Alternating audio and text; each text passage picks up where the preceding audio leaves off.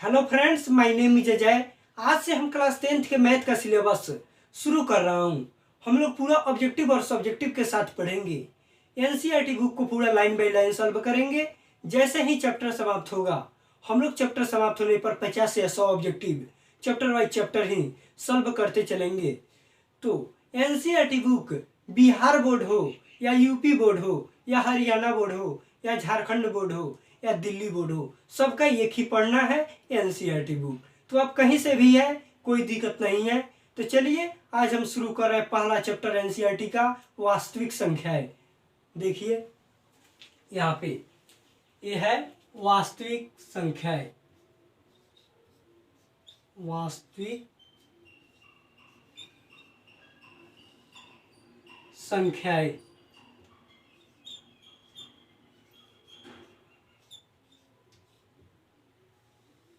देखिए, वास्तविक संख्या को हम लोग इंग्लिश में कहते हैं रियल नंबर। क्या कहते हैं? Real number. ये है रियल नंबर।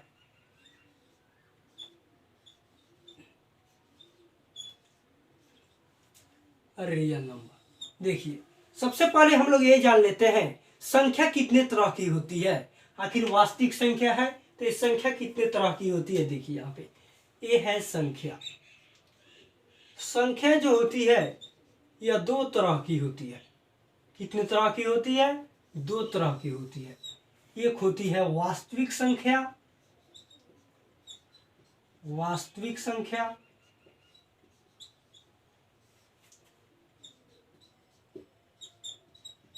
वास्तविक संख्या और एक होती है काल्पनिक संख्या। काल्पनिक संख्या।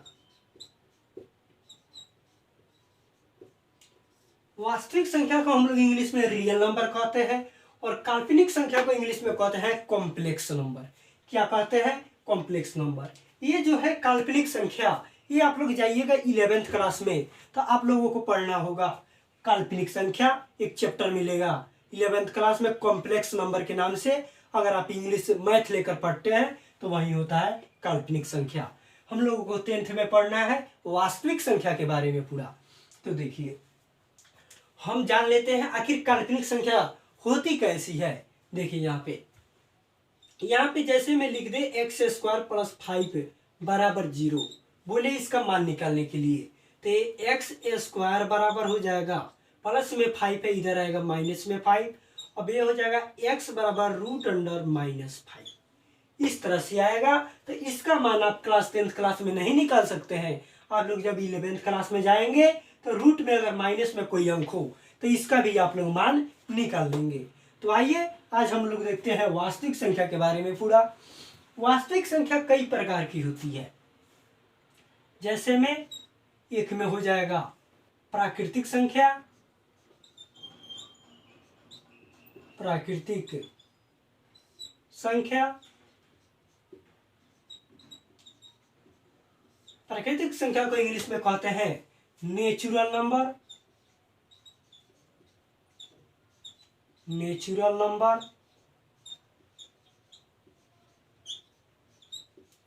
दो में होती है पूर्ण संख्या। पूर्ण संख्या यानी कि होल नंबर। Whole number. एक होती है पूर्णांक संख्या।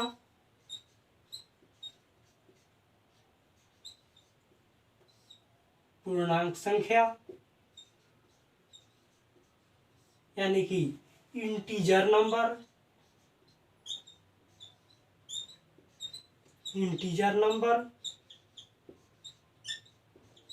आप लोगों को इंग्लिश भी जानना जरूरी है, क्योंकि आप लोग अगर 11th क्लास में मैथ लेकर पढ़ते हैं तो आप लोगों को मैथ का बुक एनसीईआरटी इंग्लिश में ही पढ़ना पड़ेगा, हिंदी में नहीं होगा। तो देखिए यहाँ पे तो यह है पूर्णांक संख्या। अब होता है सम संख्या। सम संख्या को इंग्लिश में कहते हैं इवन नंबर। Even number. 5 में होती है विषम संख्या। विषम संख्या यानी कि ऑड नंबर। Odd number. 6 में होती है भाज्य संख्या।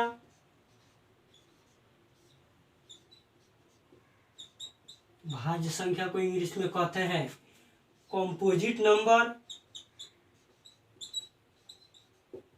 Composite number.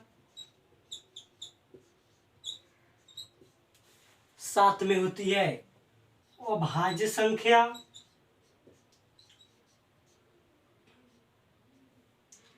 अभाज्य संख्या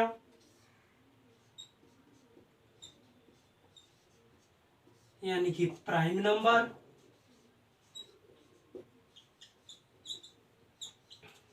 प्राइम नंबर। 8 में होती है सौ अभाज्य संख्या। सौ अभाज्य संख्या।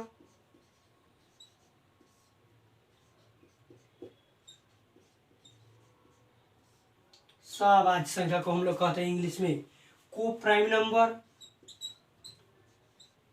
को प्राइम नंबर।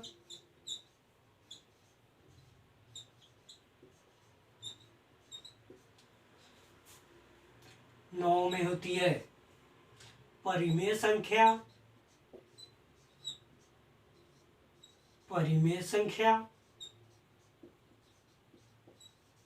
परिमेय संख्या को इंग्लिश में कहते हैं रेशनल नंबर। Rational number. और 10 में होती है अपरिमेय संख्या। अपरिमेय संख्या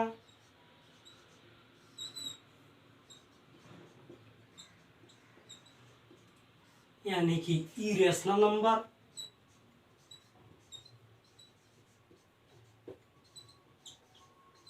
इरेशनल नंबर।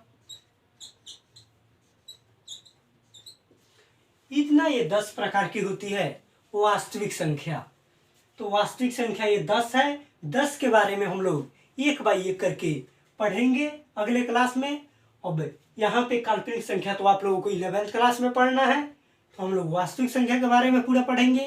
तो कल की क्लास में हम लोग देखेंगे प्राकृतिक संख्या क्या है, पूर्ण संख्या क्या है, पूर्णांक संख्या क्या है। इस तरह से हम सभी को देखेंगे।